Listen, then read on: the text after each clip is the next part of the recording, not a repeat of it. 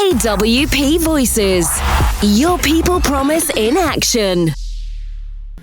Hello and welcome to We Are AWP Voices. Today we're joined by Ben Stunell, Peer Support Worker and Involvee, Kez Bradley, Senior Autism Community Link Worker, and Oriana Morrison-Clarke, Clinical Program Project Lead for the Kingfisher. We'll be discussing Autism Acceptance Month, chatting about the BAS service and the new Autism and Learning Disability Facility, the Kingfisher. So I guess if we can start with you, Kez, what can we do at work to support colleagues who are autistic to make sure they feel accepted and included? I think firstly it's about just being open to different ways of working and being mindful of difference, because often it's not a fact that an autistic person can't do a specific task or role. It's maybe that the way that they're being asked to do it isn't kind of conducive to their differences. So I think firstly it's about being open, and then it's about asking autistic people what they're going to need to kind of feel included and find their work accessible is going to be unique to them. So I think once you've had that conversation, it's about thinking about adjustments. And I think adjustments are kind of really, really important, because when we think that 3 in 10 autistic people are in paid employment, it's a shocking kind of statistic. And organisations like AWP and other kind of NHS services, we should be at the forefront of kind of thinking about kind of how we can include autistic people. So for us, reasonable adjustments aren't just about kind of focusing on the things that people can't do. It's about celebrating strengths and magnifying strengths. So I think, it's about kind of thinking about the things that people need in a kind of individualised way. And the other thing I said about kind of being open is that it's one thing to have reasonable adjustments on a piece of paper, but it's another thing for kind of managers and for teams to actually buy into that and to kind of have some consistency and adhere to those plans. So I think people, need to be open and mindful and kind of really buy into things. There are kind of general things, and the general things really, they're not going to just help autistic people, they'll help everybody. If we're all kind of clear and concise with communication, if we're all mindful of the sensory environment, if we're kind of explicit in kind of what we're asking from people, it's probably going to help autistic people, but anyone will benefit from that too. Thank you. Oriana? If an autistic colleague feels able to share that they're autistic, that's a really big deal. So there's something about setting the environment and the culture in your team, isn't there, for people to feel able to declare I'm an autistic person, because it's not always obvious. It's a hidden disability for some. And so there's something about how we respond to somebody sharing that, because sometimes somebody might have had a late diagnosis. They've already been working in your team, and then they've been through an assessment process and they've had an autism diagnosis. And I think we should never underestimate the courage for some people it takes to declare that they're autistic. So it's really important that we respond positively to that we take time to listen, and as you were saying, Kez, to ask the person what it means for them, because no autistic person is the same as another person, just as human beings we're not. And then to listen to that person, the strengths that they feel they bring to the job, but also to understand the challenges. So as you said, that you can start to think together with the person that you're sharing with about what some of those adjustments could be that mean you could really thrive in the workplace. So I'm always very mindful about somebody sharing that information with you. And I think another important thing to say is that for an autistic person, they don't have an obligation to share. It's not something you have to declare, is it? No. You choose to do that. So how we receive that, taking time, listening, understanding the person's experience of autism as they're making sense of it too. And then I would also really ask that you seek some really reliable information about autism, because it's helpful maybe to have your own views challenged about what autism is, so that we don't get stuck with a stereotype and make assumptions about the person in the workplace. So I think if you look at that comprehensively.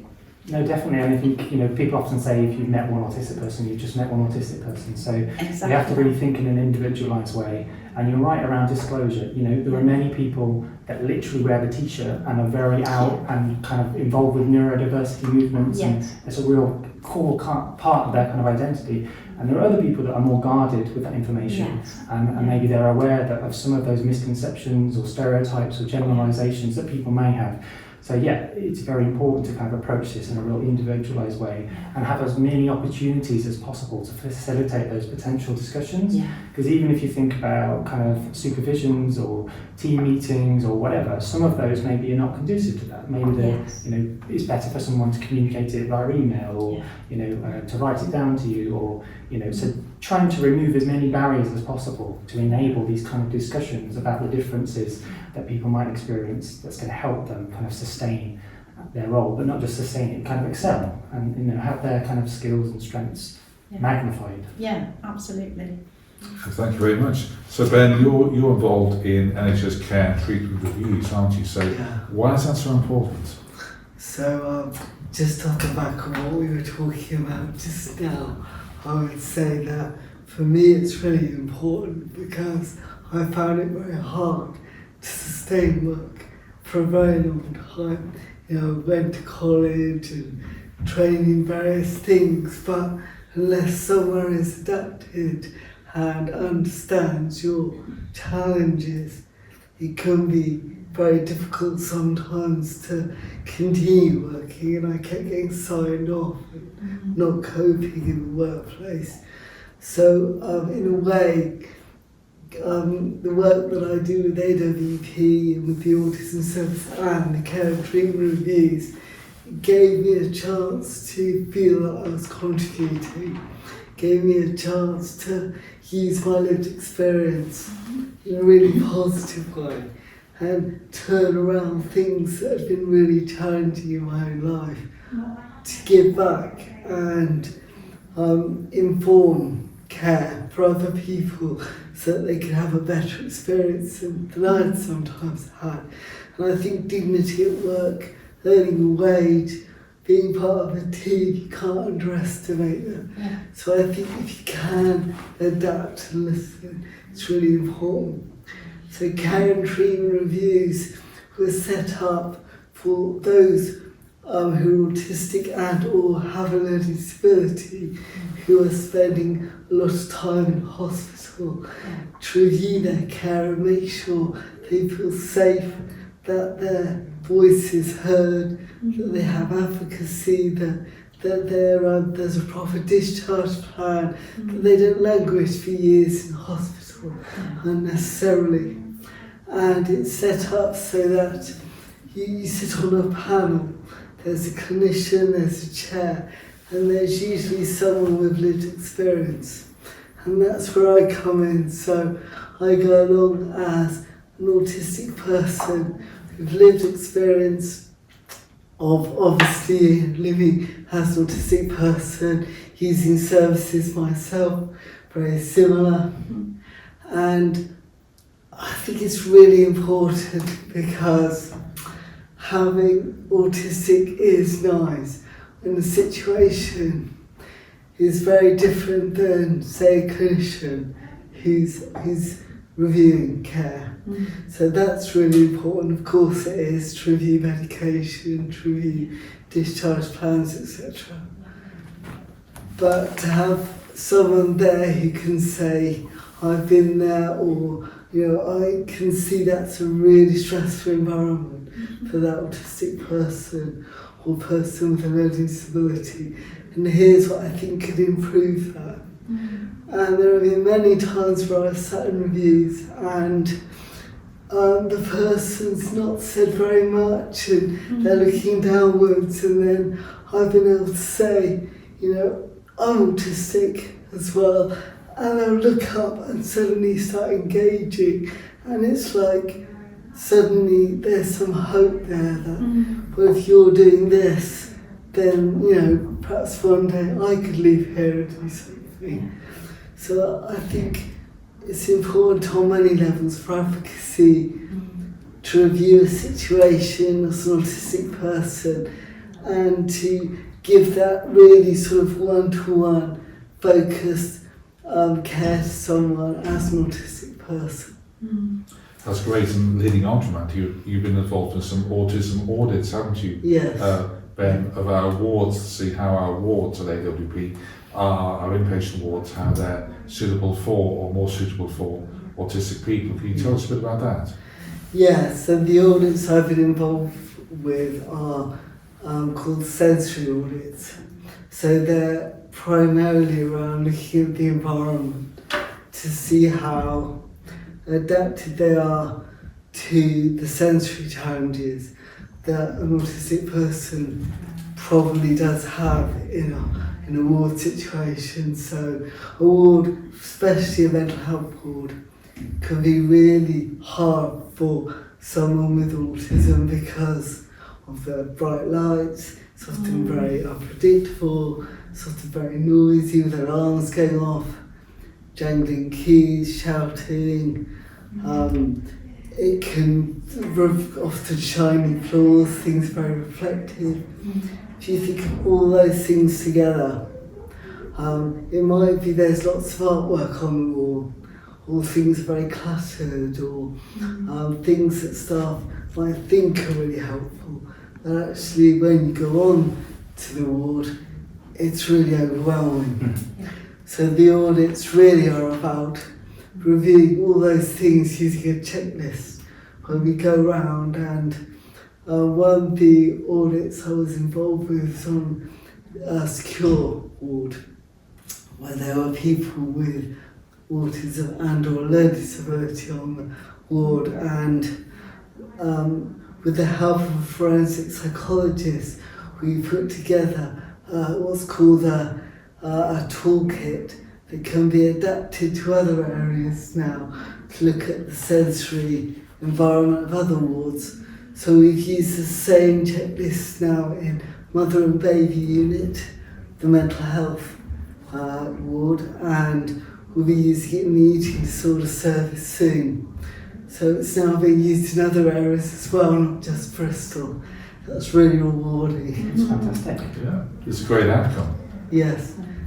That kind of individualised stuff is just so important as well, definitely, in that, because often professionals and different people can set up spaces in what they assume can be workable for autistic people, but often those kind of assumptions can be more disabling than enabling because they're kind of coming in with their own version. So yeah, having more kind of individualised perspectives to that is always better.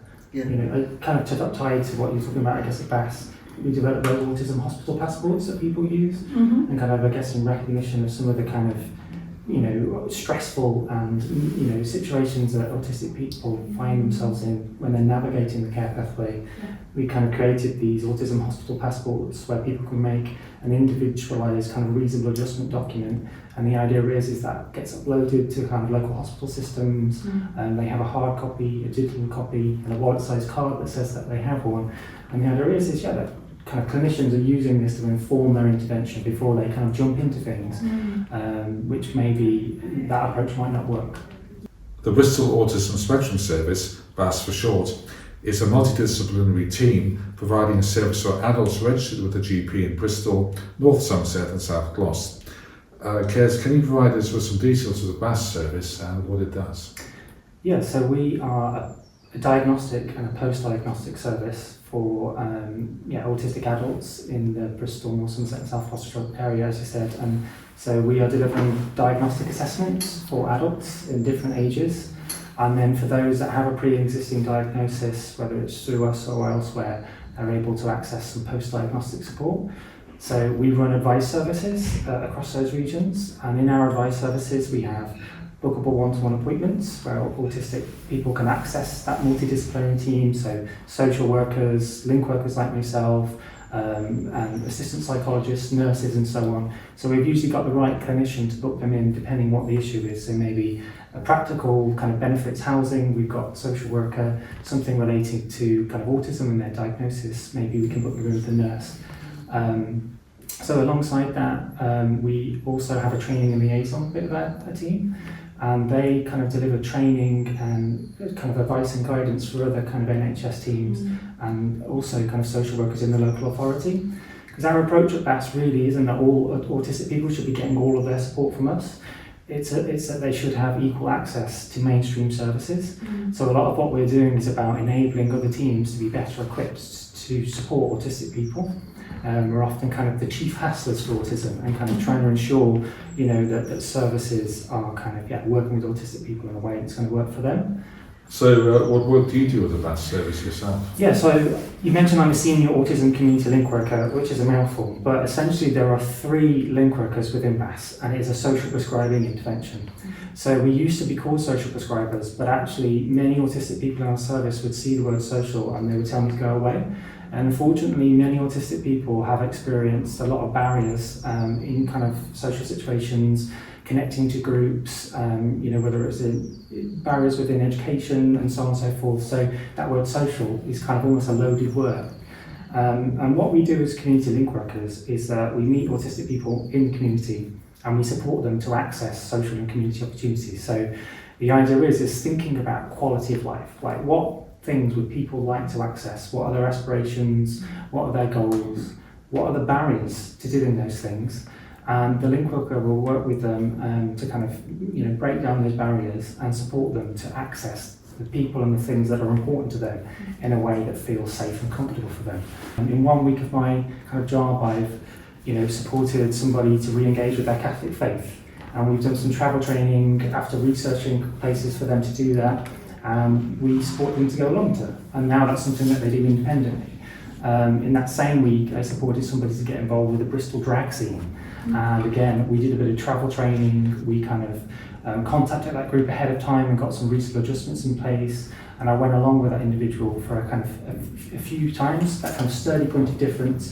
And then, we pull away, and now they're kind of doing that independently. So it's very person-centered support, and it's thinking about the things that people would like to be different, but maybe they're anxious about kind of doing it, they're unsure how to go about doing it, and the link workers are there to try and make it happen. Great, and of course the BAS service has also supported the Ukraine, hasn't it, as well? Yeah. So would you like to tell us a little bit about that? So I've been going to BAS for probably just over 10 years now. About 9 of those years I've been here mentors. I was in the service, but the first year I went, I was going to groups, support groups there, doing a few workshops around what it's like to be autistic.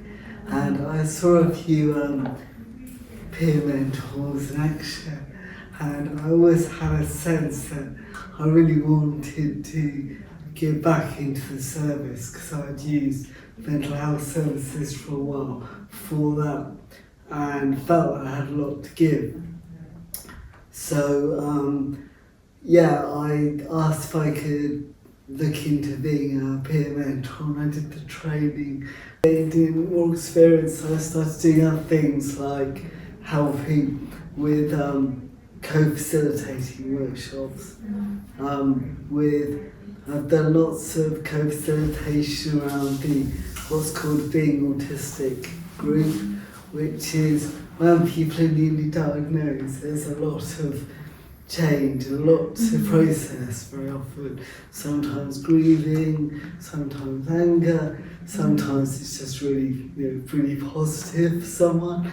And there's all different ages of people, lots of different things come up because of your different age and life experience. So we run a group to support people on that journey, and that's something I help co-facilitate. I've also helped with training, so training mental health staff within AWP with usually a clinician and a trainer from BAS. So that's really interesting. I love doing that. There's so much more that we do as peer mentors. I've gone blank now, but there's a lot. So it's a wonderful role. And I think BAS supports me through letting me do that, because I love it. And I couldn't think of anything I'd rather do generally being that. I love doing it. And the fact that BAS, I think, is a fantastic team at actually levelling the playing field. So I feel very much part of the team. It doesn't feel like I'm in a hierarchy at all. And that's really special. It's quite unusual, I think. And And I thank BAS for that, really. Yeah, that's great. And of course we do workshops, don't we, here through BAS at AWP to help autistic people. Yeah, so Ben mentioned that being an autistic group, and I guess, firstly, we're very lucky to have Ben on board with us. I think that, you put me to shame, certainly, in all the things that you do, to be honest, Ben. But yeah, we have, in that being autistic group, which is like the core thing that we do, I guess echoing what Ben said, I think it's probably one of the best things that we do, because we have people that are new to the service or newly diagnosed, coming from different backgrounds, different demographics, with different lived experiences, and it's, we do a bit of content in terms of helping people understand that diagnosis and contextualising it to their own experiences. But the best bit about it is creating this safe and structured environment for autistic people to meet other autistic people and connect their experiences to other autistic people. And often what you see is like people feeling less alone, and kind of people in their 60s in a room with people in their 20s, and they kind of, you do that as well. I thought that was a me thing. And then kind of being able to make those connections over 6 weeks, it's been a fantastic thing to be a part of. And also it seems to be one of the best and most rewarding things that we do in terms of what people get out of it. So yeah, and I think with any of our groups that we do, I mentioned being a safe and structured environment, and I think that's the key to it, is that it's obviously there often is workshops where we're giving information, we're trying to kind of do some psychoeducation, as it might be called, but the core thing is about trying to create a space where autistic people feel included and able to share their experiences and kind of connect with other autistic people. That's great, yeah. Amazing, yeah. And of course, AWP is currently building a new learning disabilities and autism service on our site at Blackberry Hill called the Kingfisher. So if I can turn to you, Oriana, how will the Kingfisher support and improve care for people with autism and learning disabilities? So the Kingfisher service is an inpatient service, and it also has an integrated outreach team as part of that. And it's been provided by AWP as part of a regional innovation to make sure that we provide the right care and the right support and the right environment for people that are autistic and for people with a learning disability, and sometimes both. But essentially that they're experiencing a mental health crisis, and it's been a challenge regionally and nationally to meet the needs of people.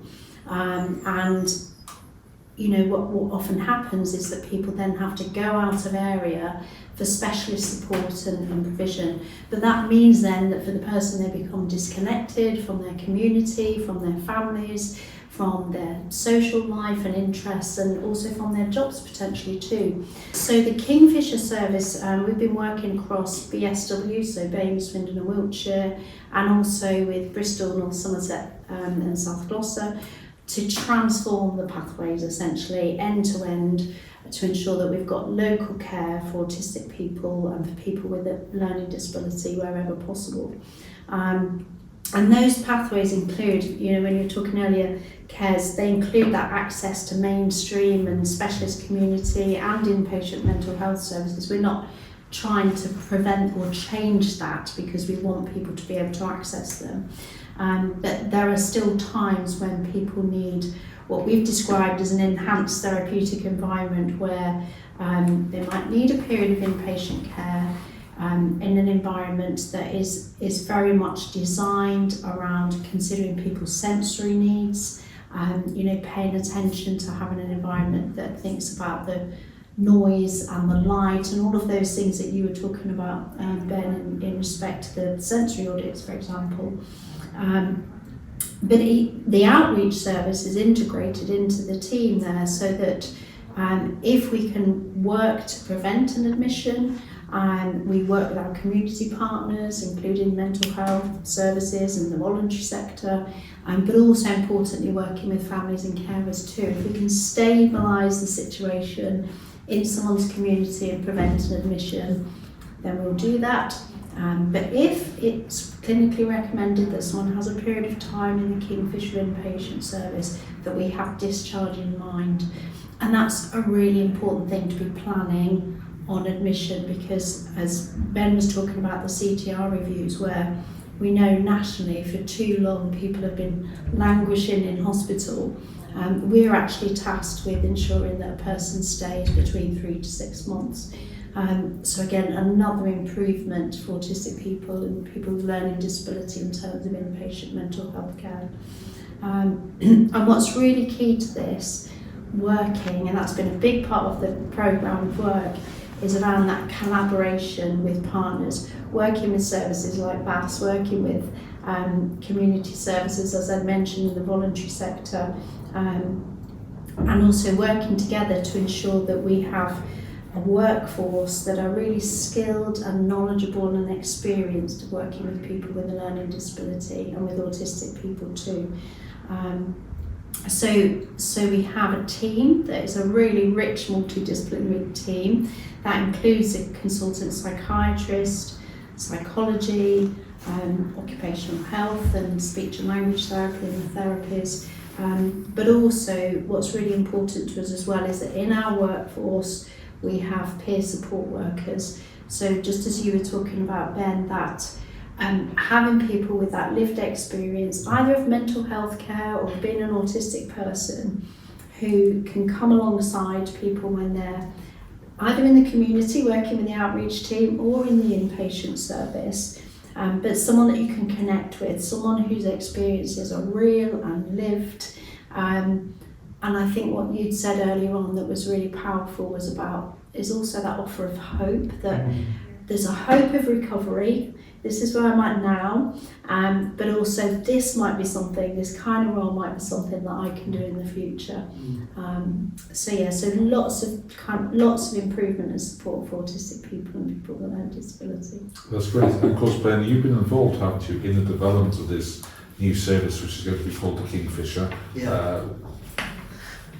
I think, I know it's really important, as Oriana said, that the team developing the Kingfisher service, that lived experience was very much at the heart of the design and development, and that was from the start. So I was asked to come on board when it was first being thought about, and to help put a group together at the autism service that we've spoken about, where we could form like a feedback group that we'd meet regularly with some members of the development team, design team, but also the architects who came regularly to kind of give us the ideas that they had right at the start, and to feed into those ideas what we thought, and that was things like the layout, the lighting, the acoustics, things that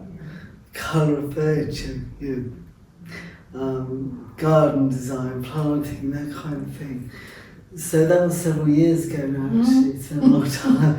And this obviously now it's changed a lot, the building is now going up, but we still have a very active group. So we still meet with the design team, with clinicians who come to BAS to talk to us.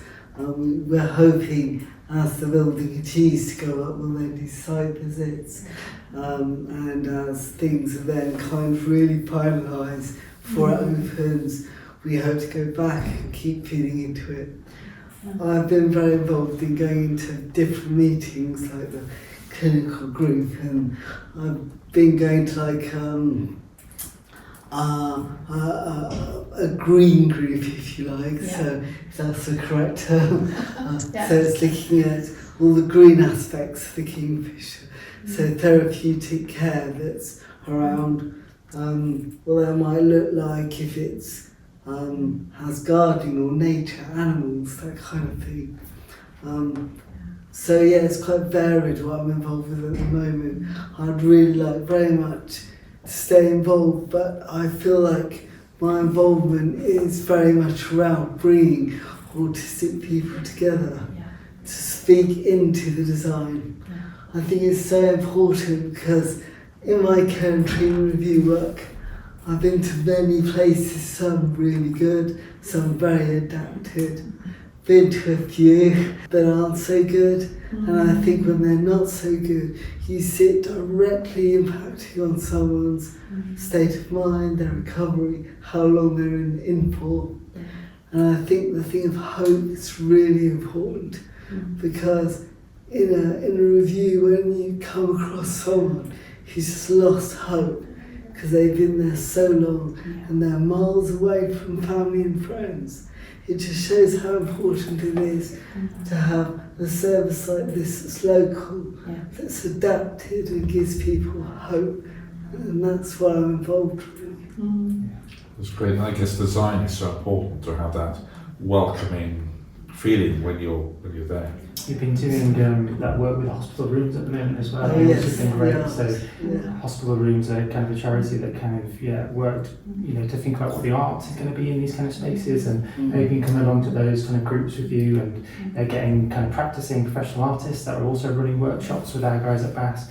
You have to think about kind of what that art's going to be, and that's really good to see that. And I'm looking forward to going to a couple of those later in the year.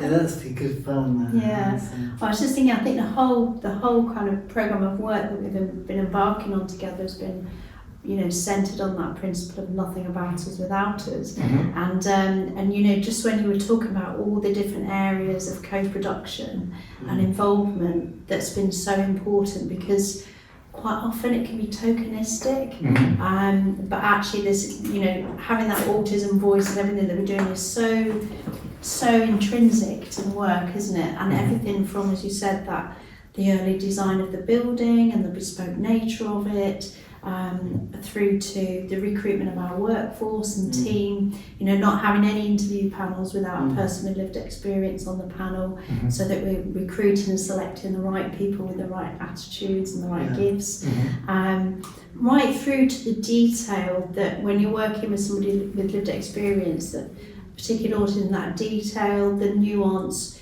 helping us to prioritise things that maybe we wouldn't have seen as important, but they truly are. So, we've had workshops together with the BAS group around the colour going on the walls, but it's really important because colour can affect people, particularly autistic people, for some of them. And then, as you mentioned, the hospital rooms charity work, and that's not just been about the artwork, it's even about the artist, isn't it? I'm thinking about where that art will go in the environment, because we're looking to create a really valuing space in the inpatient service for people when they're with us during their treatment and recovery. And I think the other thing as well, Ben, that's really important in how you connect us with people with lived experience for the work is that you call us out and challenge us, and often say the things that people might be thinking and not be brave enough to say in a meeting. That really strong theme of advocacy, that actually for all of the people I've worked with lived experience have not shied away from, because this is the opportunity to get it right, isn't it, together. And I think people have different ways of communicating feedback, and it goes along with the first question around adaptive work, because there needs to be different ways that giving valued, really authentic feedback is enabled within something. So some people are very vocal in a group, and they're able to say, other people just sit there writing and then they hand it afterwards, don't they? And it's in written. Other people email me afterwards or send me a voice note, which I then transcribe. So everyone has a way that they can feedback, and we try to adapt to that so that things that people highlight that we just haven't thought about, nothing's lost. Exactly that. That's one of the best strengths, I would say, about working with autistic people is, kind of, I guess, out of the box thinking and different perspectives, and that kind of unique perspective often kind of counters what people assume is the right way to approach things, and it takes involving people with that lived experience that kind of go, have you thought about this, or actually that's not going to work, or they're kind of picturing what it would be like to be in those spaces. And I think it's totally great. And I guess because we've always had this kind of Involvee work at BAS where it's kind of maybe helped us write workshops or kind of change content and make sure it's relevant. But I guess what's so cool about this is this kind of something from the ground up, Yeah. from architect plans to something that's going to be a tangible service. Yeah. And that, that word hope again is so good, Yeah. like, especially kind of creating roles specific for autistic people with lived experience, because I think it can't be underestimated how important that is. So, through, for example, one thing I didn't mention is that we run a garden at that, so we have an allotment and we have a gardening space. Yeah. And I was able to get some money through Headlight, which is AWP's charity, and through that money we paid 2 autistic people to help us run these spaces. And I know that we did, it was on one of the Involvee days, and people were kind of asked what they liked about that opportunity, and one of them was like, I like being paid. Because actually, it can't be underestimated that often there's so many barriers into these opportunities that if you can create some, great. So it's good to see them in the Kingfisher. And that's really important to bring through, that those are paid roles, they're genuine roles, people being employed and to be involved in the inpatient and the outreach service. And I think what's important as well is the continuity of what we're doing. So I know we've been in this long stage of design that you've described, and and the ward is being built now. We can see this coming to life, but it can't stop there. and by having people with lived experience in the workforce, working together, constantly listening to what our patients are telling us, and that we continue to have that autistic voice represented, listened to, and it informs our practice, that we're constantly striving to improve and have good quality care for people. It's like having the eyes on it still. Exactly that. Independent advocacy is great, I'm not knocking that, but it's different than having the lived experience present somewhere. And I think that does have to continue in order to make sure it remains a place of hope and recovery. Yeah. That must have given you, Kez, some great satisfaction creating jobs, actually creating 2 jobs potentially. Yeah, so that as I said, that in a way we weren't necessarily paying them because they were autistic. They were actually much more skilled and knowledgeable about gardening than I was. And again, about building something that was with autistic people from the very beginning. That space has been defined by the people that access that garden and that allotment. And it's been great to have them on board. And I think that thinking about the gardening group specifically, I guess we know that connecting with nature, if you're a fan of evidence-based stuff, there's just so much evidence suggests that that's a good thing. So being able to create that space has been fantastic, and I know that people have found it a real safe space to kind of socialise and meet other people without a lot of pressure, because we're focused on specific activities, we're kind of in a less kind of pressurised environment. And to do all that, and then also be able to pay some autistic people, has been fantastic.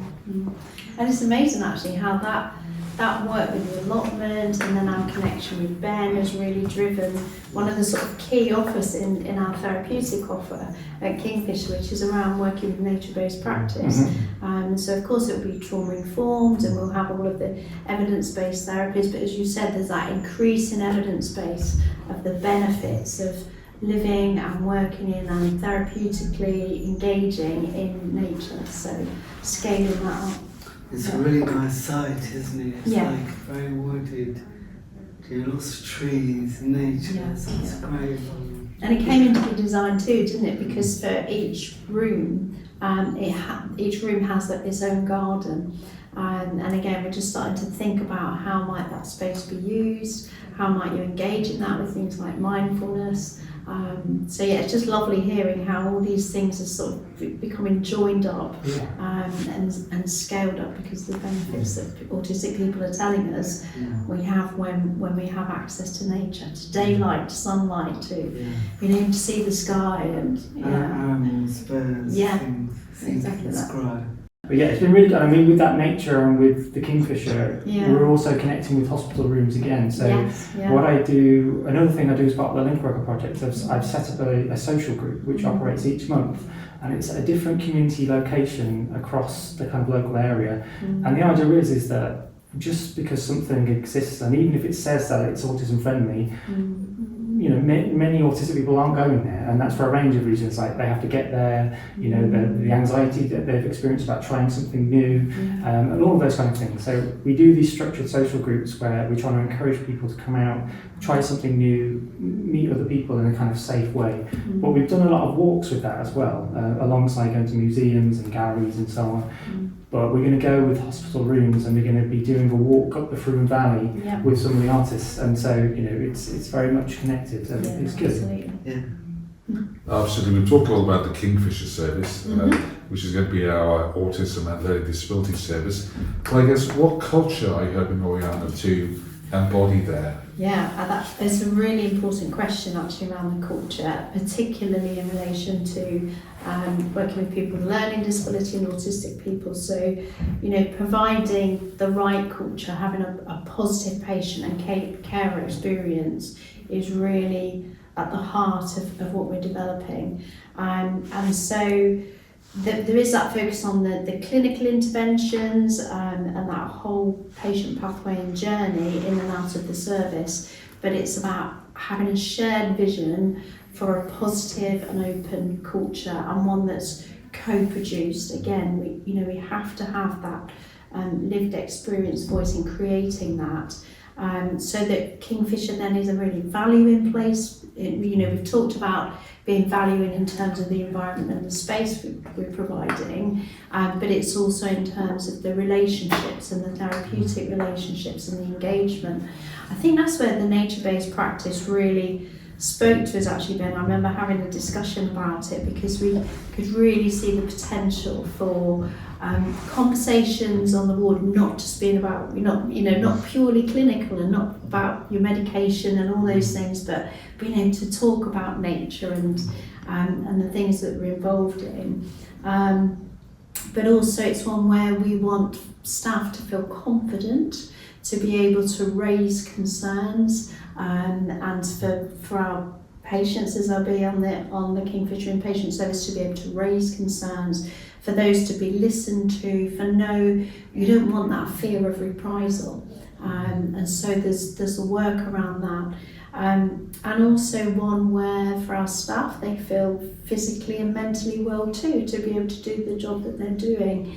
We know that in care sometimes people can get burned out or compassion fatigue, so we also have to have that culture of making sure that we have good and meaningful supervisions, good staff trainings, good staff engagement, and also that dynamic and that relationship between staff and patients, and that we take time and care to really get to know each patient as an individual, so that our engagement is meaningful, makes sense to the person, and that our interactions are positive. And we're very much working with the culture of care standards, and this is a regional vision that we're creating. So it's not just about the services and it's not just about the staff, but it's also about the wider system that we're working in, and how we include people. And again, I think the importance of lived experience involvement in that is being able to be a critical friend, to be able to raise things, to be able to challenge things, not to stereotype and not to make assumptions. So much about the communication and our relationships is involved in that, to have safe services, and services where people are genuinely cared for and listened to, and we act upon any concerns. Great, and of course, Ben, the autistic voice has been really at the heart of the design of the Kingfisher. I'm sure you're passionate about keeping it there as well as the service continues and develops. Yeah, very much. Yeah, and I think that's where the peer support work's going to come into. Also, audits, like people visiting, care and treatment reviews. There are lots of different ways that autistic people and people with learning disability can be brought in to review things and look at things. And I think that open culture is so important, because I've been to places and I've been in places that feel very closed and where feedback is tokenistic they're not taken seriously. And I wonder how safe it is within those cultures to flag concerns. So it's really good to hear that the culture is the whole goal, for it to be open and supportive to staff relations. And I think we've, just in the way that we've been working in the whole design and delivery, we've been setting that culture. We're doing that now, and a bit like I was saying earlier on, we don't want that to stop when we open our doors. It's an ongoing process. Culture isn't static, it's dynamic, it keeps moving. Yeah, we have to keep checking that and sensing it, and again, we can only do that with people with lived experience and their families. I guess it'd be helpful to, you mentioned like the culture and thinking about the region, Yeah. and almost it can become like an example, and then, you know, that spreads in terms of the values, because, you know, there are so many structural barriers that kind of autistic people face out there, whether it's accessing services, whether it's the employment stats I mentioned, whether it's loneliness and isolation, all of these kind of things. So having a regional based kind of approach to kind of thinking about, well, how do we stop that? That's not good enough. Exactly. It's really good. Yeah. That's great. Well, before we close, is there anything else you'd like to add, Oriana? No, I think we've covered things really well, and you know, just as I say, just being able to think, you know, just to have this moment to reflect and think about everything that's been achieved so far, and also the hopes and aspirations for what comes next. Yeah, it's been really great to have time with you today. And of course, without people with lived experience, we wouldn't have been able to achieve Absolutely. the progress we've achieved so far. Yeah, absolutely. Ben? Just all credit to the BAS group, really. The BAS group, the female group that's given so much to this, and BAS as a service. So, yeah, just want to flag that out, really. Amazing. I'll pay you later, Ben. Yes. Yeah, just, you know, it's been fantastic to talk about all of these things, and I guess, as I just mentioned, hopefully it's the beginning and not like a full stop, wherever kind of more kind of services, whether it's in the voluntary sector, whether it's in statutory services, are kind of taking this approach and thinking about these, you know, structural barriers that many autistic people kind of experience, involving autistic people from the ground up in all of these things, and hopefully in 10 years' time we can have a conversation and some of those statistics will be better reading. Yeah. Thank you, Kez, Ben and Oriana. Thank you. Thank you. So thank you for listening and watching. If you're interested in any of the topics we've chatted about today, please send your questions to awp.communications@nhs.net. And if you're interested in a career at the Kingfisher, head to AWP Jobs.